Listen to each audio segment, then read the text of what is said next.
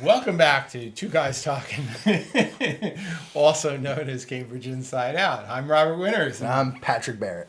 the one and only. There are so many Patrick Barretts. It's such a generic Yeah, name. I okay, wish I could say I right. was the only. I'm the third in my own family. Yeah, yeah. Terrible. And by the way, just so you, those of you who love Tuscanini's ice cream, what's the latest estimate of when they're coming back to Central Square? Oh, they're coming back very soon. They'll be here. In fact, they might be here right now. We don't even know. But we're talking now in the vicinity of They're gonna 4 months or something. They're going to open up at the hotel on Main Street, 907 Main, 907 Main. in the spring. So we're looking Great. like February through March. Somewhere in that neck of the woods, okay? And then a lot of other things happening around then too. Central Square is going to be one hopping place, okay? We all going to go up for drinks up at Patrick's Rooftop Bar, and we're going to have some ice cream down the first floor. Even Mass and Main. Why not mix both? Is Mass and Main going to be occupying their apartments? So Mass and Main, or Market Central. Market. Oh, pardon me. It's hard to say Market Central. I think it's a demonstrably worse name. Yeah. But they never got to buy the Main Street part. They are ahead of schedule, so they will actually be occupying the tall tower in the base in March of next year. Go. So they're going to line up perfectly with us. Yeah. And in like a light switch, this entire corner that is known as Lafayette Square or Jill Brown Roan Park will be alive with action come March. And all of you who don't like the fact that the road's been narrowed and there's piles of dirt and whatever. That dirt belongs to one person, and his name is Owen O'Riordan. He put it there. No, we got to change his name to Luke and do a replay of Cool Hand Luke. Owen, what's your dirt doing in Boss's Hole? And that dirt is going to be there, I'm told, until probably June. Oh no! Come on, Owen. Well, if this were Harvard Square or Kendall Square, the Oh, exact long same gone. thing would happen. What? Long- You think they would do it differently there? No. Oh goodness! No. Goodness gracious, no! They would be. You guys have to just deal with this. Well, we're going to get this done eventually. Step it up, guys. Just step it up, okay? We want to have a party out here, All right, I'm going to climb on the dirt mountain and have my own party. So you go. guys decide. King of the hill. King of the hill. All right, so Patrick, speaking of Harvard Square, no, we were actually talking Central Square, but Yep. I know we've talked about this before. Speaking of squares, But, they put you in a suit. They did. Brought you in front of a ordinance committee meeting, Yep. as well as a planning board hearing about the Harvard Square zoning petition, also known as the Blie petition, the Blair petition. right? When I first read that, I was a little confused. I'm a little better educated now, having gone to both the planning board meeting as well as the ordinance committee meeting, Okay. right? But there are some aspects of this that I would love a little clarification about. Hit Okay. me. All right. So now, usually when I see a zoning petition like Mass and Maine or elsewhere, or the CAR petition in East Cambridge or whatever, it's sort of like saying, "Give us height. Give us lots of height. Give us lots of density. We want more, more, more, more, more." It's more. I would change the word "us" to "give me." Give me. Right. That's the difference between my petitions Okay. and their petitions. Right. So the multiple interesting things about this petition. One is it wasn't me. It wasn't just one buyer, one owner, one disgruntled resident. It was not one anything. Right. It was a coming together of lots of different parties trying to create a shared future, which was great. And the other thing too is that other than that little confusing thing about we're just going to eliminate all height limits, which is Not kind true. of ridiculous, but this wasn't really about height density at all, No. right? Which is very different than your typical zoning petition. Yep. Okay. Very much there was a theme about what do you do to make retail work, what make the regulatory environment easier, better to negotiate, whatever. So, Patrick. Yes, sir. Give us the synopsis. Give us the short version. So the ordinance committee was particularly coherent, which was nice. But I went on. I was told for way too long. But I didn't think so. I think Harlan was looking at a different watch. But in short, we change some of the density in Harvard Square without adjusting heights, adjusting any of the dimensional or setbacks, things like that. We keep the form in place. But we introduce a couple of Much of which is historic, and so that's considered a good thing. I like to look at every district, and particularly the squares where overlays already exist, as their own little cities, because while there are some global issues in terms of transit and how you get to and from, Harvard Square is a very different animal than Central Square. You have much more history, many more historical buildings. I'd argue that Central Square has hardly any. The shape of it's different, the map's different. You just have to deal with it differently. Though I do take some ideas that I applied to Central Square and applied it to Harvard Square, but I did it in a more Harvard Square-y way. The bigger things are, I dabble with a little bit of what's called form zoning in Harvard Square by allowing for an adjustment to FAR for Floor area ratio. A measure of for the density. kids at home. To allow developers and property owners who have, pre-existing structures to add a little bit of density, but I don't put really a cap on it. And the reason why I didn't put a cap on it is trying to address the uniqueness of an area in a way that's all-encompassing, so that if you have a building that is a 1 and I have a building that is a 2 and I need a 0.3 and you need a 0.5, we're not getting variances, we're not really adjusting, we're actually staying within the form of Harvard Square, and you get what you need, I get what I need. The best thing about Harvard Square, and the only reason why I felt this was actually an appropriate application of form zoning for the city, is that Harvard Square has a conservation district, it has a historical district, and it has the meanest gatekeeper of all, Charlie Sullivan, Right. who's the head of the historical commission. You have to get in a He's not a certificate. mean guy at all. He's No, a real he's a- sweetheart. Friggin' puppy dog, I love him. You're a peach, Charlie. But he also is serious at what he does, and he takes his job very seriously. Very much. And he also is a reasonable human being, which is nice to have a kind of all of those things wrapped into one person. And the historical commission is a reflection of that as well, too. Yeah, but you have to get a certificate of appropriateness, and that is an important caveat. Where other squares, you don't need to go through that kind of a process. And while I'm not a fan of those kinds of things, I think we have a historic district that's worth preserving. You really want to have those kind of details laid out, which is why I was brought in after they finished their 2-year revision of the conservation district guidelines to create zoning that comported with their overall vision of the square. On the retail side of things, I created exemptions for ground floor retail, and I also adjusted and effectively removed the requirement of a special permit for what's called fast order food. Now, before you all freak out, Which was removed for Central Square first. we removed the cap. We didn't cap. actually remove the special That's right, permit that's requirement. right. That was my bad. 2020 will fix it. Yep. But And add some neon. and add a ton of neon. Carol O'Hare, wherever you are, I'm sorry. But At least for Central Square. Come on, 100% give us a break. Cultural district, come on. But for Harvard Square, they have a big issue with in retail. It really is I would focus on use, but I also think allowing for these little tiny nips and tucks to exempt GFA, put it somewhere else, and effectively help change the economics of their building so that they're no longer dependent on that, massively, the national triple net tenant that's going to come in and pay big rents, which is why, as a sort of a supplement along with the exemptions in the ground floor retail, we drastically reduce what's allowed for banks and currently cannabis retail, though I suspect in the revision may I'm get going to have picked to out, remove that. But cannabis retail is already under special permit requirements in the entire city.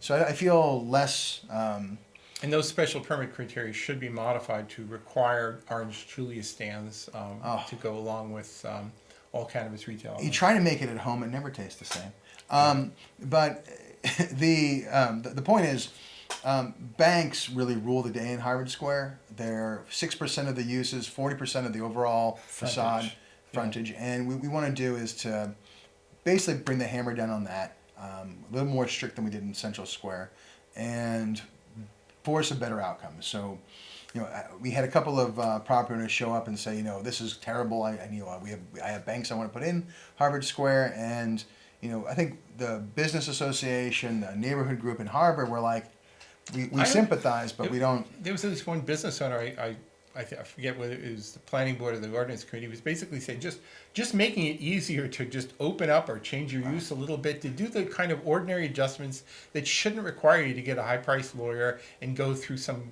ridiculous variance process for changing from chocolate to vanilla donuts, you know? Well, the fast food special permit is absolute nonsense, and primarily because the way fast order food is defined, it's ridiculously obtuse. And technically, right now, based on how it's defined in the city, every single place that sells food in the city is fast order food. That's, if you look at the definition and how it works out, you consider Grubhub and all these other online outlets and how you can get takeout, delivery, everyone's doing those things. There's very few places that are actually restaurants. So why are we making people go through this process at the License Commission or at the BZA and essentially give a speech and a lie about what they actually do retail-wise? And further, who audits that? There's no one sitting outside, even McDonald's going, okay, well, 15 people got a Big Mac today. If they didn't sit down, they didn't use their China plates, and okay, Yeah. any more of this, they're... For the longest time, I've looked at it. I've always wondered why all of these minutiae are actually in zoning so much anyway, but I guess I understand why. But, shouldn't it be a little simple as saying, like, we serve food, we don't serve food? Well, if you ever want to know why, if you ever want to know the origins of things, there's a couple people you can ask. I usually go to you or I go to Charlie. And I talked to Charlie about the fast food special permit, and it dates back to even before the 80s. If you read between the lines, it was really a way to keep places that poor people might eat out of the city. And that didn't really work out the way they thought it would. And it's not really... It's just so antiquated, not part of what we need to do. Actually, I want to throw just a little clarification because, I remember in my youth, which predates yours, there was the proliferation of the Burger Kings, McDonald's, Wendy's, the this, that, and the other thing, the Taco Bells, whatever. And there were a lot of places, I don't know how much had happened in Cambridge, but where they basically, old places that had been regular family restaurants just got replaced by McDonald's or Burger King or whatever. And it happened in a lot of places. So, and those are actually more accessible to people with lower income. So they do today continue to serve an important function. Have you had a Big Mac recently? No, I have not. I did, and they're delicious. They're really good. Yeah. And one piece I'd just like to add to that is there's not only a special permit for opening the store, there's a special permit requirement for transfer of it to another, Right. whether it be a corporation or to another person in sale. So now you already have an established business that's basically encumbered by a requirement of special permit approval to even sell the business. Who does that hurt the most? Right. It doesn't hurt McDonald's, it doesn't hurt Wendy's, it doesn't hurt Dunkin' Donuts. It hurts all the other retailers who are trying to open up their little shops, and that is not what was intended. I think the most compelling testimony at the planning board was a woman who owns Black Sheep Bagels came in and said, she almost didn't open up a store in Harvard Square because she couldn't find enough seats to meet the requirement to not be fast food. Now, the seats, not the food, not what she was doing, not what she was selling, but how many seats. And it came down to like 5 more seats and you're in.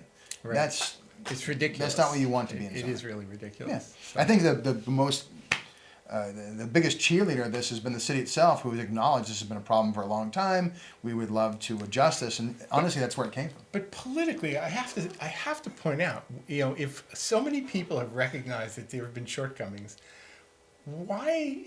It's not like we're paying, Are you about to ask why? $20 an hour to have some city staff. It's not the staff's fault. We've got political. Where's the political leadership? Where's the staff? The administrative. Where's the movement? Why? How many times have we gone through a study? Do we have to have an envision study every time we need to fix something? Why would we have a study? We don't do anything after the study. Right. The problem has been is we have studied all these issues ad nauseum. We have no political will, or we used to have no political will, to make the big change. And what happens is the 30 loudest people in the room, the regulars at the planning board, the regulars at the BZA, come and ambush these people, ambush their counselors. And they don't, it's not like, Bob, who lives in somewhere in mid-Cambridge with 5 kids, has got time to go, what's really important to me, Sue? Like, I got to get down there and save Ann Pizza. But no one cares about that. But I actually have to tell you, though, that now the composition at the meetings has sort of changed. So now it's sort of, it's the NIMBYs the YIMBYs, and where's the rest of us? You know, it's Both groups are just honestly, terrible. I think it's sort of like in statistics. You know, you look at the bell-shaped curve. We need to just nip this end off and this end off here, and try and pay attention Well, to we, the we, people we in the live in middle. a time where they say moderates have no place in the political discussion. And I think, quite Well, they don't frankly, show up, you know. we're the only ones who have a place in this political discussion Yeah. because the rest of you guys can't behave or even get past go. Yeah, no. Let's see if we can move the politics that way. I doubt it. I doubt Which it. is why I'm doing this. Because Yeah. I had a group of people who were, the neighborhood groups who would come to fight the property owners, the property owners who come to fight the neighborhood groups, and for some reason I fit in between them all. Well, Mr. Barrett, your special talent is you seem to be the one who can sort of find the common ground between all these various parties that probably, I think I actually saw at the end, after the ordinance committee meeting, I saw it was either John DiGiovanni and Suzanne Blier or one or the other plant a kiss on the other one's cheek, and I thought, well, I should have taken a photo of that. Yeah, they're dating now. Yeah, right, seriously. Just kidding. Anyway, the thing is that there is a little peace and love maybe happening, and I Yeah. think this is sort of a great thing. Yeah, but you did mention something about form-based zoning. I sure did. And that was floated in some previous discussions. I think Sam Seidel, when he was on the council, used to talk about form-based zoning. Yep. I think back on the Envision Cambridge, at least in the early days before UTIL got minimized out of the process, they talked a little bit about that. So the city of Somerville just recently passed, I think they passed, a whole citywide revision, Yep. which is really centered on form-based zoning. It's pretty different than Cambridge is. If you think about what is form-based zoning? if you think about form-based zoning, and actually Cambridge was essentially built on form-based zoning. We didn't really adopt FAR until the 60s. Right.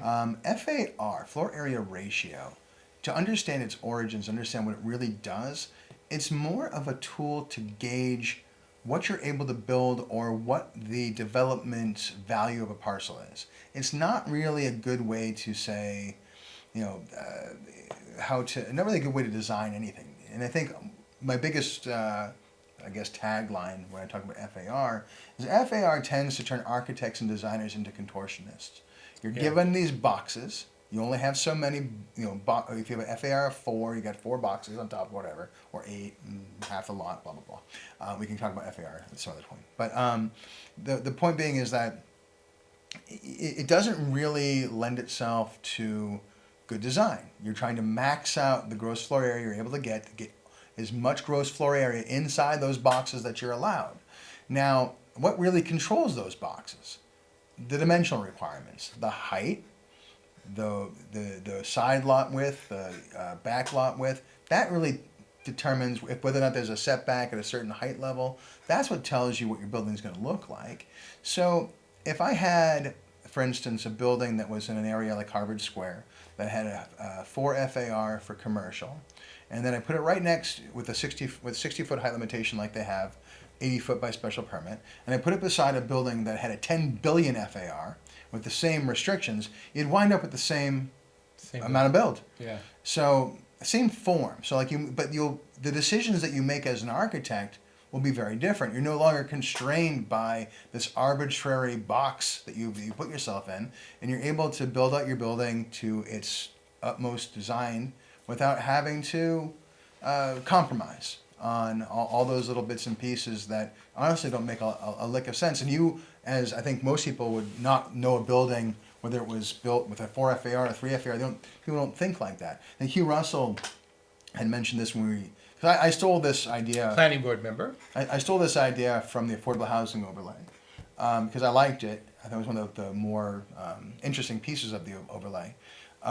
And Hugh Russell, when we were having those discussions, said some of the most beautiful buildings he was ever a part of in the construction design were using form-based zoning. So I thought it was always an idea worthy of exploration. Harvard Square I like in particular because of all those regulations that you have that keep it in check. Plus, we actually have design guidelines for Harvard Square. Central Square, we've got nothing. So, and for a lot of the city, we have an overarching guideline, but it doesn't get nearly as detailed as Harvard Square does. Which, if you look at places in the country that use form-based zoning, they have dense design guideline books that you have to use. And I think that is an important piece that's required if you're going to make this kind of a change. One of the things I mean, I'm probably reading into it maybe too much, but in the early days of the Envision process, when the people were of UTIL, who were also working with the people in Somerville, I think in some of the businesses going on in Boston as well, they were trying to talk about how, well, we need to get building these things on the corridors, Yep. and they talked about preserving the residential neighborhoods, Right. whatever. You know, and it was interesting because now Somerville, I mean, I won't get into too much detail of it, but they passed a whole new zoning overhaul where, I mean, arguably, they basically delineated things in such a way that it looks like the overwhelming majority of Somerville is basically pretty modest scale residential, what they call neighborhood residential versus urban residential, which is where you can allow. In neighborhood residential, they technically don't even allow triple deckers. What I like Unless it's got an affordable component, in which case you can put the extra unit in. what I think is most telling about this, and I've been listening or reading a lot of the back and forth online, or what people are saying about this change in particular, is that the super NIMBYs hate it and the super YIMBYs hate it, and that means it's probably Pretty good, yeah. And what they're doing here is they did exactly what they recommended Cambridge do. And in fact, I remember, because I was doing Central Square at the time, Right. I remember when I whispered over to Tim Love, who had no idea who I was, probably just thought I was another He's Cambridge with lunatic, UTIL. and he's not wrong. I said, focus on the BB and BA districts, which tend to be on the corridors. Leave the neighborhoods alone, and you guys can be done in 3 months. Yeah. Because that's exactly what they did here. That's exactly right. what they did. Yeah. And it's interesting too, because I think, I don't know what, I think they're still going to have some hearings and things about the Envision report, but honestly, maybe they should just take a few basically bits of spirit from that and otherwise sort of take a fresh look at how to do any kind of major rezoning of the city. I think there's a lot of good things to be offered. I know many people would take great offense because Cambridge is the most unique place on the planet No, Earth it ain't. and in the known universe. But you could take Somerville's zoning change and cross out Somerville and write Cambridge. In some respects, it's absolutely and probably true. come up with a pretty good outcome. Yeah, I think that's actually really true. One thing I do have some concern about, though, is I think if you've gone 20, 30, 40, 50 years of it with a particular set of rules in place, it can be a bit wrenching to just throw them all out. So I want to see at least some transition from old to new. I don't think you have to throw it out. I'm an incrementalist. Like I am Yeah. straight down the middle. I think a lot of what's in there is good stuff. It's just some of it has been added into this ordinance. Our ordinance didn't used to be this massive thing. It's been added to Overly specific thing. That busybodies It's have not made just the petitions. volume. It's like they're trying to like tell you what the length of your fingernails should be if you're living in residence C1. Well, it's been added to, and there's things that are conflicting. There's conflicting interpretations of ISD. I mean, start there. Yeah. Wipe that clean. Yeah. JDev's made a comment when I gave my presentation at the Ordinance Committee about the table of uses, and she and I have been talking about that. It's one thing we absolutely agree on. We've been talking about it since Simplify it. 2013. Yeah. Our table of uses has been in place for almost 50 years. Right. It predates Well, personal computing. Well, they've thrown a little bit in, taken a little bit out, a little bit here, but I really think they just need a clean look at it. One thought that I've been having a lot lately, just in my every few once in a while, I have a free moment just to think about stuff. And I'm thinking, for those of us who lived in Cambridge a long time, you don't have to hate density or love density, but you need to recognize that there's some places in Cambridge where, in Riverside or Cambridge Park, where even when things are really dense, but they're kind of neat and kind of good, And it occurs to me that maybe there really is sort of a sweet spot. And I think in some respects, what they were doing when they were making making the maps for the proposal for Somerville and saying this is what we're going to call neighborhood residential, which is typically 2 families, but also some 3s thrown in there. Certainly the pre-existing ones are there, right? And then there'll be sort of urban residential where, we have some apartment buildings in there. I just want to say, like, for those skeptics out there who are wondering why I like that so much, I own property in Somerville, and I've been downzoned, just so you know. Right.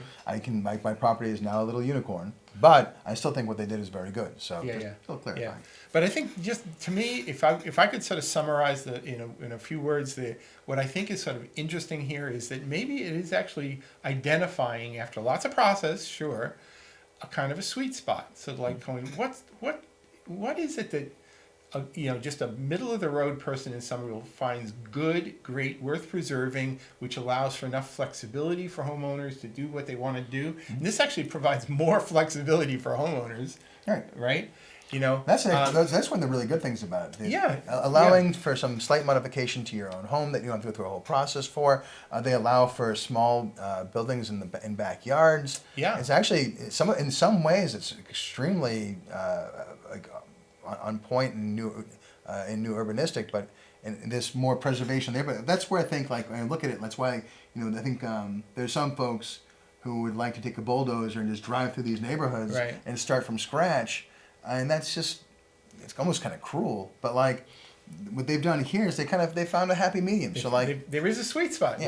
I believe there is a sweet spot in Cambridge, at least, and it's not the same in every Central Square, baby. Central Square is a place where we can put some heights and density, and I think that'll be the sweet spot. Yeah. But the thing is, there are a lot of other parts, in Cambridgeport and Riverside, whatever. East Cambridge. Especially, a little away from the major corridors and wherever, where, the sweet spot is probably not too different than what we are now. We'll probably end up denser than Somerville. We'll have some more triple deckers where they're still calling the two-family the sweet spot. But, I think there is a sweet spot, and, whatever they kind of come up with, they ought to sort of find that sweet spot. I don't disagree. And I think when we talked with the AHO, I think the biggest, I didn't really speak too frequently on the subject, but there's a pragmatic piece to all this. There are soft sites in the city, places that are naturally lend themselves to redevelopment. There aren't a lot of them, but they're there. Focus on that. And then if you need to destroy all of West Cambridge, I'll help you. But that's not a good place. I'll fight you. I'm joking. But it's not a good place to start. I think the UTL's understood that. Yeah, people sometimes misunderstand when I say I like the diversity of the built environment in Cambridge, and what that means is I actually like the fact that there's some low density areas and some high density areas. Oh, you NIMBY! Listen, I love going for a walk through where some of those sort of really fancy things are. I think it's a great thing, and I think we can accommodate both, and ultimately that I think would be a really, really good goal. But I think we got to sort of figure out what that sweet spot really is. It doesn't matter anyway, Robert, because in like 70 years we'll all be swimming. Well, some people feel that way, but then I don't, because I think that people wouldn't be investing if they really believed that. So anyway, we'll see us in a few weeks on Cambridge Inside Out. Merry Christmas!